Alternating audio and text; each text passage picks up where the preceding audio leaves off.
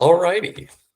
Welcome back to Einstein Media Center, your one-stop shop for all unnecessary media dissection. Today, we are joined by a very special guest from Portland, Oregon, Twitch streamer, YouTuber, MJ Lenderman's biggest glazer, Kyle Reid. Kyle, thank you for joining today. What's up? Good to be here. Although I wouldn't say I'm his biggest glazer.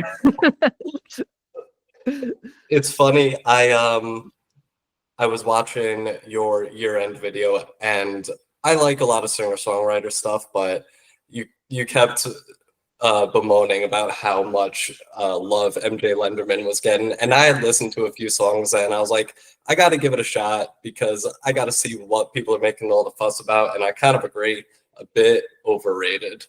Yeah, I mean it's not like it's not a bad album. It's just crazy that how high it ended up on all these year-end lists. I feel like it's just I wasn't super impressed by it. I kind of feel the same way, middle of the road kind of thing, but whatever makes people happy, I guess. Yeah. But I wanted to ask you a few things. So the first thing I wanted to start with is just, can you give a little bit of a background of how you ended up doing YouTube, doing Twitch, and in the music commentary space, we'll call it? Yeah, well, I mean, I guess it's kind of like a long story. I mean, I've been doing YouTube for a while, almost it'll be 5 years in June. And then before that, I was like always doing like little YouTube projects with my friends and stuff like that back in like elementary school and stuff like that. I was really into video production. And then so like in high school, I was taking like a video production class, and I did it for like 3 years, and that was like a lot of fun. And then that kind of gave me, because like once I got into like high school, I stopped doing like videos for fun. I was just more so doing it for the school. But like I was like doing like the school news segments and stuff like that. And then so that kind of gave me confidence in like my on-camera personality, I feel like. And so COVID hit in 2020. I was a senior in high school. I was 18 years old. And then I was like, well, I don't have anything to do because I can't do anything. And I was like, oh well, I might as well just like, I guess I'll just give YouTube a shot. But I was like, I was thinking about what to do, and I was like, I like music, and then might as well just talk about music. So there's my first video is about me like talking about the new Car Seat Headrest album. And then so I've just been doing music content for a while, and I've been kind of shifting gears, doing different stuff like on YouTube. Like I've had like a bunch of little like, I guess you could call them like side quests on like YouTube, where I've done like just random shit. Can I swear? Yeah, you're all good. Okay. Cool.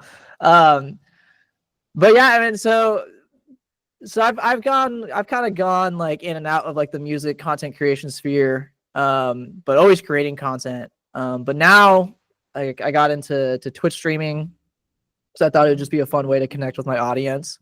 And I mean, I watch a lot of the content creators that I watch are Twitch streamers. So it kind of just felt like a natural progression into doing that.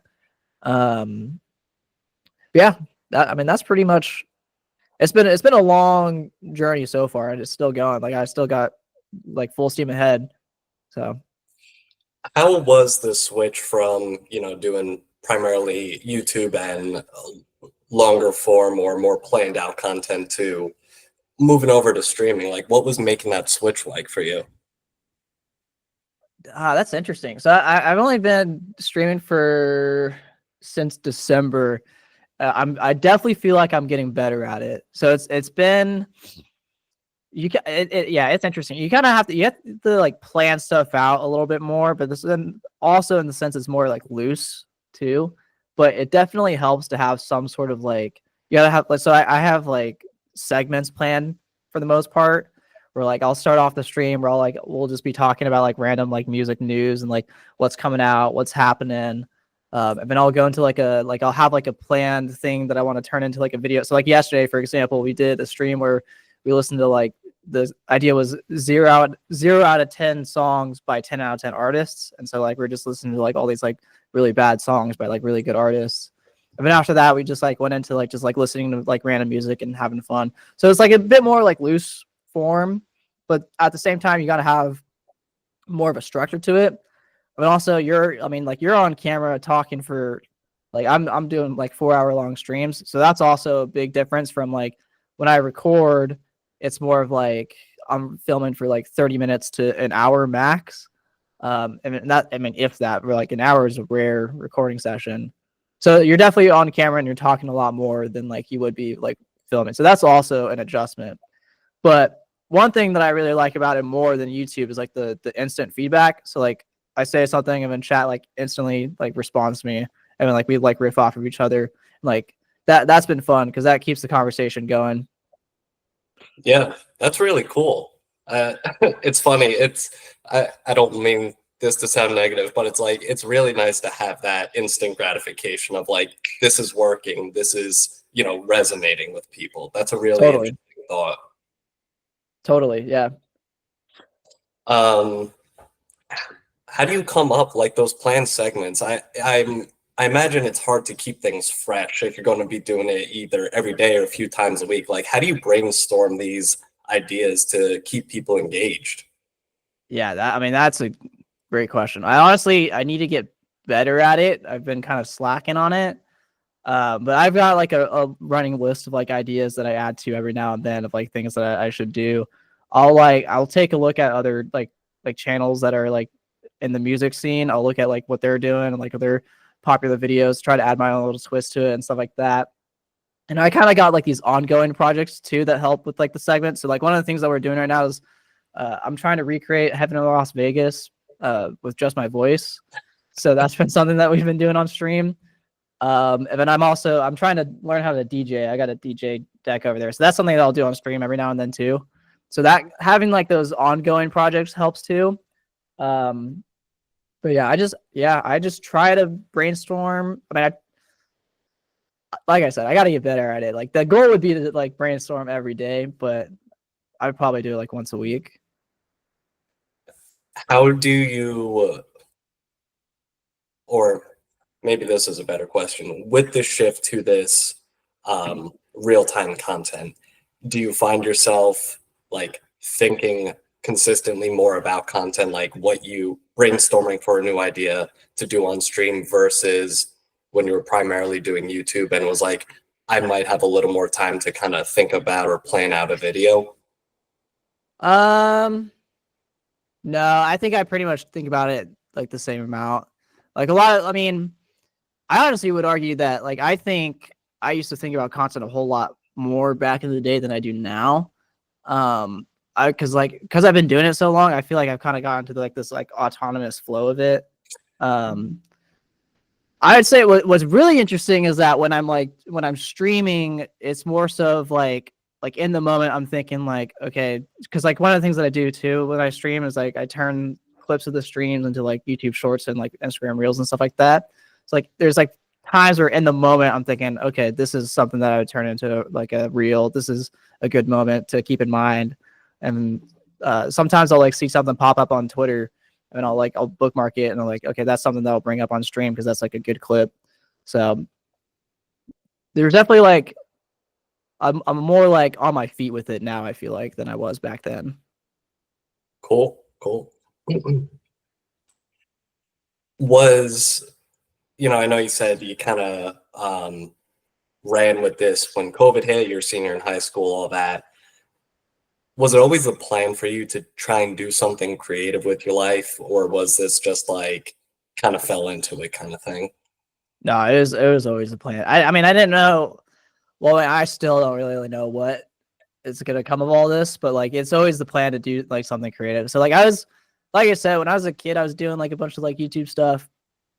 It was interesting because like when I was like really young, I was like, man, I want to be a musician. I want to be in a band, but like I didn't know how to play any instruments, and I didn't try to pick up any instruments or anything. I was just like, I want to be in a band. Oh shit! I also did theater, which I forgot about. Back when I was like really young in elementary school, I was doing like acting and stuff like that, like community theater, which kind of sparked my creative muscles. But I don't know. It shifted because in high school, that's when I started picking up guitar and bass and drums, and that's when I started like recording a bunch of music. So in high school, I I wrote a bunch of music, released a bunch of music, and my plan was to, start like my my dream was like, oh, I'm gonna blow up on the internet as like a musician. It's gonna be great. It's gonna be awesome.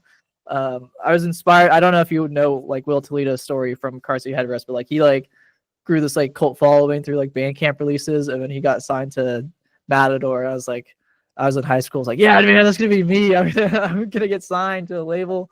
That didn't happen, but eventually, like I just because I've always been doing like video production and stuff like that. Like it just felt like a natural like thing to get into.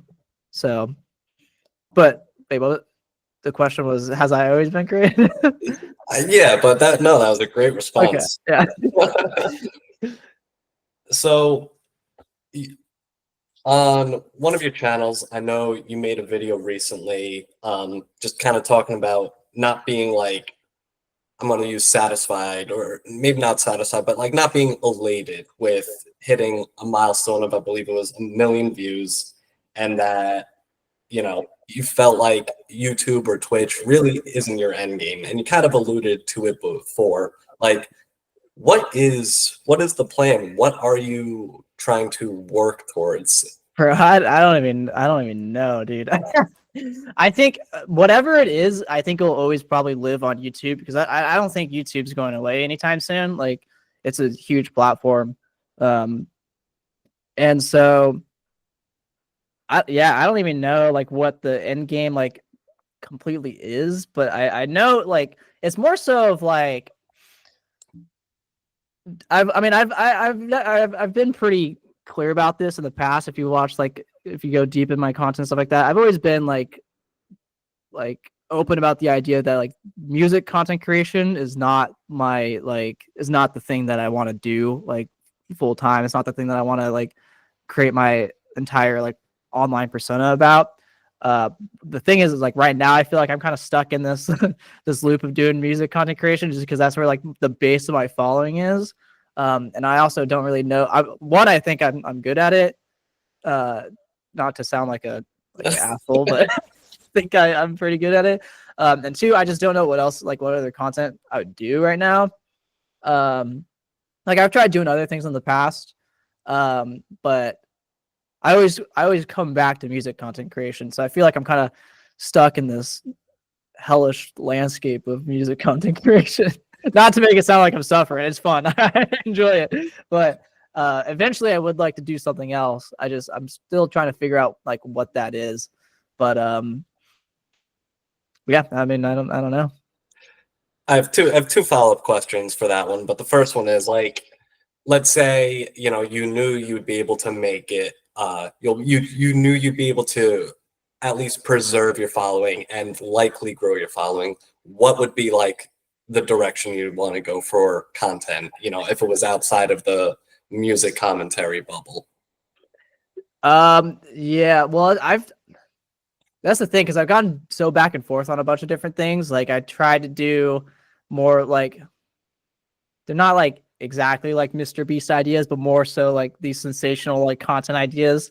Like I did this thing where like I try to get the world record on Bop It, and so I spent like 38 days like playing Bop It, and I got like 2,000, I scored like 2,000 on Bop It. So I did a video like that.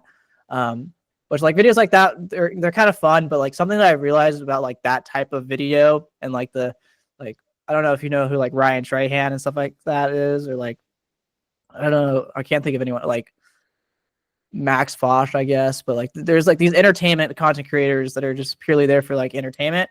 I feel like it's very hard everyone's trying to create videos in that same like style. It's very hard to stand out and make yourself different. And also like it's a very much an ideas game. And my theory, I have no, evidence to back this up, but my theory is that like it's very hard to grow like a concrete following doing videos like that because everyone's trying to do videos like that. And so it's like kind of hard to connect with like a single creator. That's my theory. Like I said, I don't have any like evidence supporting that, but so I got off on a tangent there. So I tried to do stuff like that. I also tried last year doing this thing where like I did a bunch of like Well, I started off last year doing this a talk show called like Monday Mornings with Kyle Reid. And like I was literally just turning on the camera and just talk about like anything I felt like talking about. Which then eventually kind of turned into like this like kind of advice show for other creators and other creative people. And then I was like, okay, I'm just gonna go all in on this and just create like advice or like create like really in-depth videos for creative people. And I did like 3 videos like that, and then I was like, this is boring. So I mean, I'm not entirely sure like what I would do next. Like, you know, something that interests me right now would be like political commentary, but I don't know if like that's like something that I would actually want to do in the future. So right now I'm kind of in this like phase of I'm just kind of exploring my options, but I'm still like trying to build my base support on the music channel, basically. That's awesome. And it's funny you bring up political content because, you know, it's so hard to just because, you know, everything is such a hot button issue these days. And especially for somebody who's tied in so much with art, like art inherently is so political. It's so hard for you to like not get into some political themes, get into some politics to some extent. Like, Mhm. I mean, like you can't even talk about what Kanye's doing without being like, I have to say something about everything else that's going on with Kanye. And like you could say so much about every single musical artist and where their stances or lack of stances are for certain things. Totally. Yeah. But one thing I wanted to go back to is it, and again, I don't want to sound like negative, and I'm not trying to like get on your ass about this, but No, it no, no, almost don't worry. seems like you feel a little bit of resentment towards the music commentary Oh, bubble. 100%, dude. What 100%. what is your opinion on the state of music commentary? Like, is it the audiences that's the problem? Is it's too saturated? Like, what are your thoughts there? Well, I don't think it's like necessarily. Well, one, the audience does kind of suck. My audience is cool. I got a good community, but like once it goes outwards, out past the community, people take it way too seriously, bro. So that part kind of sucks. But like I can get past it. Like they're just like I don't. They're just fucking words on a screen. Like they don't bother me. Yeah. I don't have any issue with like the scene as a whole. My issue is just that like as much as I love music and I love talking about music, I just know that like the I don't know, like as pretentious as it sounds, the type of impact that I want to make on people's lives does not lie within music commentary, you know? Like I feel like I can go one step deeper and I have this like really cool skill of being able to create content and entertaining content that people want to watch. I feel like I could use that for, you know, a better thing than just talking about like why like Radiohead is a good band or something like that, you know? I totally get that. It almost seems like you have an audience, you have a platform, like why not do something relatively significant with it? Yeah, totally. Yeah. I get that. It's very weird because with the democratization of fame and information on the internet, really anybody can have a voice, and like that's awesome, but it can also be bad. And it's like if you're relatively normal, you almost have a platform, you almost have a duty to do something somewhat significant. Yeah, I don't know. Yeah, I mean that's a good way to put it, like the democratization, or I butchered that word, but yeah, I know what you're saying of like content and stuff like that. Like, I mean, I forgot who said it, or Andy Warhol said it, but I forgot if it was like 15 minutes or 5 minutes of fame that like everyone would experience like 15 minutes of fame in their life, and like we're truly living in that world right now where like you could post something on like Instagram Reels or TikTok or something like that. I mean, it can blow up, and now all of a sudden you have an audience, and it's like I feel like I guess I'm kind of just rambling here, but like if you experience the 15 minutes of fame, you could either try to capture it and try to do something more with it, you know, like the Hawk to a girl, for example. or you just get the 15 minutes of fame and you just kind of just let it go. You go on with your life. I'm the type of person that will experience the 15 minutes of fame and I'll try to do something more with it. You know, not like a crypto rug pull like Hog Tua, but you know, I want to try to looking forward make to a larger Kyle Reid impact. You coin. know, what was that? I said I was looking forward to Kyle Reid coin. Yeah. Kyle Coin, yeah, be on the lookout for that. It's on the come up. But yeah, I mean that it's very interesting. But I appreciate that. You know, I feel like you're very confident in like even as something as small as your opinions on music. Like you know what you like, you know what you don't like, and I think that's really important and like very good to have that confidence in yourself and what you believe in because you can take that and say, you know, I want to do X, Y, or Z. So, you know, I think you've really set yourself up in a good place. It's really interesting. Thank you. I appreciate that. Yeah.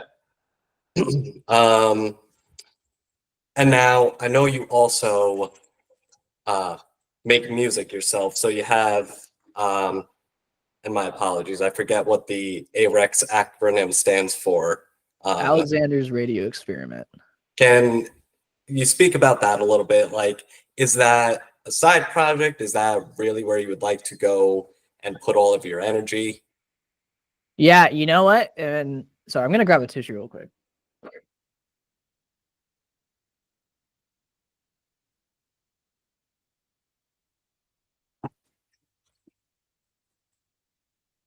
It's interesting that you bring this up because that was another thing for like my reasoning behind sticking with the music channel too was because of like this idea that like it's beneficial for the music that I create as well.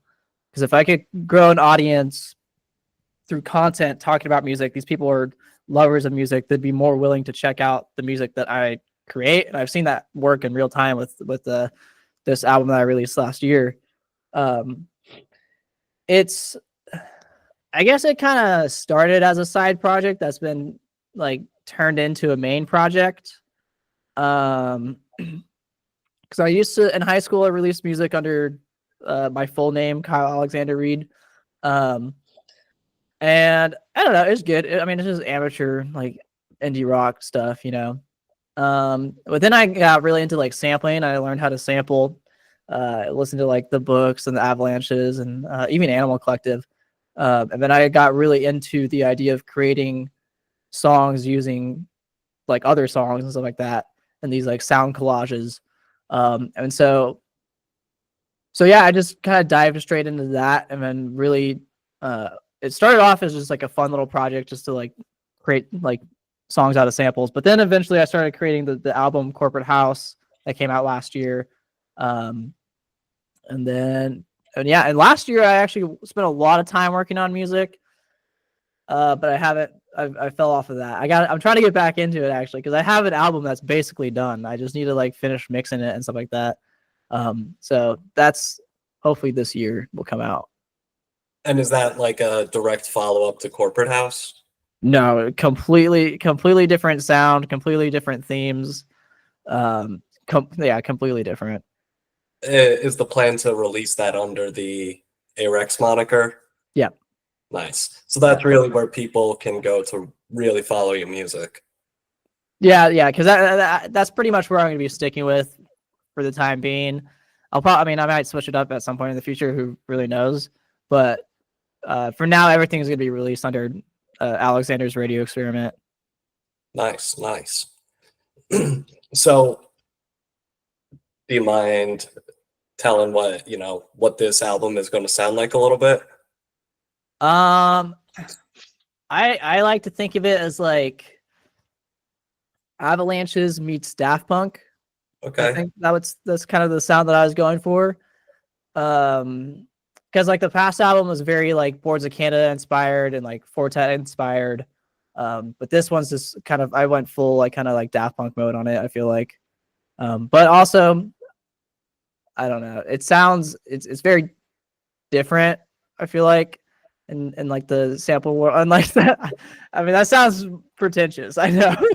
I mean, like I don't want to hype it up too much because there's also like a possibility where I release it and everyone's like, dude, this guy was not cooking at all. Like there's like probably like 300 samples total in the entire album, and so it's all just like stacked up on each other, and so like it's probably an acquired taste. No, that sounds awesome. That's awesome. So, speaking of music, I know I mostly talk to you about non-music related things, but I'd be remiss not to talk to you about music to some extent. Uh-huh. It's very early in the year, but what albums or other releases have really like made you, or really just what were your favorites so far released this year? Big fan of the FKA Twigs album that came out. I thought that was really good. Very cool, like kind of like Y2K-ish pop type stuff. Like kind of almost had like a nostalgic sound to it, I feel like. And then I've been really liking this record that came out last Friday. Let me make sure I get the title right. I think it's called, hold on. Some Sexy Songs for You. Yeah, I love that one. Yeah. 1000 Variations on the Same Song by Frog. It's like a indie folk record. Really great. Love the vocals. The compositions are amazing. Yeah, I love it. Good lyrical, good writing on it too. Nice. That's been like my standout, like my huge standout. I mean, that one, I mean, like I said, the FKA Twigs album is really good too. But I don't even know like what else came out this year. It's been pretty slow. Yeah. What release are you looking forward to the most this year? Damn, that's a good question. I know Car Seat's probably gonna release something this year. That'll be cool. I have a notepad. Let me pull it up. I have a notepad with all my like predictions and stuff like that. Oh yeah, Black Country New Road. That'll be cool. Let's see. Panda Bear. That should be releasing pretty soon here, actually, I think. That'll be interesting. I'm hoping LCD Sound System pulls together with their release this year. I know they tease something. They have a track out, but there's no like release date. But that'll be interesting. That'll be cool to hear. But yeah, I'm pretty, for someone who's like or like talks about music a lot, I'm pretty not in tune with what's going on in the music world. Well, you have to talk about it once it comes out, so you got time. Yeah. But I would have to agree. For me, it's probably the Black Country New Road album. I'm really looking forward to that. Yeah, that one that's gonna be good. I'm excited for that one. Yeah. And this is more of a question just because I enjoyed this, but I'm a big metalhead guy, so really enjoyed your video on listening to metal music. Is there any like metal bands that you continue to listen to after that video, or is it all just out the door at this point? No, it's pretty out the door. So here's also another problem with like doing music content is that you find amazing music, but then it's like, okay, I got to get on to the next project. So like after listening to the metal albums, I was like, oh, these albums are so good. People were suggesting all these awesome metal albums in the comments that I got to listen to. But now I got to do this video on Midwest emo. So I'm just listening to a bunch of Midwest emo. And now that that's done, now I'm listening to a bunch of Beatles albums for a Beatles video. And I'm listening to post-hardcore. Like, so it's hard to, you're listening to so much music. It's hard to actually like listen to like stuff that like, I mean, it's all stuff that I want to listen to, but it's hard to listen to stuff that's not for video, Yeah. What is your favorite Beatles album so far? So far, I'm a big fan of Rubber Soul. I've been going in order. So you got to where it's good now. Yeah, I'm up to where it's good now. Yeah, I'm at Revolver. I do think Rubber Soul, for me at least, has a slight edge on Revolver, but those both are really good. The first 3-4 albums were all pretty much the same album, basically. Both is pretty good. They're good. Yeah, they're good. I really liked, I think it was Beatles for Sale. That was the one that was my favorite out of the first 5. But nice. I'm excited now because now I'm getting into like the really good stuff. Yeah, that's awesome. Um, I don't really have too much else for you, so I appreciate your time. Is there anything you want to, you know, discuss, promote, etc., to all of my currently 11 subscribers? Um, no, I mean, come to the Twitch channel if you're interested. I stream not too often, but I try to stream at least like 3 times a week. Normally at 4 p.m. Pacific Standard Time. Uh, go to my YouTube channel, I guess. Yeah, I mean, you can find me anywhere at Kyle Reid. Actually, on Instagram, I'm kylereid.arex. Uh, YouTube, I'm Kyle Reid Music. Twitch, I'm Kyle Reid Live. It's actually now I'm saying it out loud. I should probably get those all on the same page, but under the same link. But yeah, a couple different links. I mean, if you're on Twitter and you want to hear me rant about the current administration, then you can find me on at Kyle Reid 12. Well, maybe I'll have to rejoin Twitter so I could participate with you there. Yeah, just subtle digs, Cool. Well, thank you for joining. Really appreciate you doing this. You know, I'm really looking forward to seeing what you got coming out next, and I'm sure we'll all keep an eye out for the upcoming album that is coming this year. Yeah, it is. It is coming this year. Yeah, hold me to that. It'll happen. It's So pretty much done. Like I just gotta tie up some loose ends. awesome. Well, Yeah, thank this you, was a man. lot of fun, dude. Thank you for having me. Of course, of course. It's great to have, very special first guest. So thank you for being here. Thank you. It means a lot.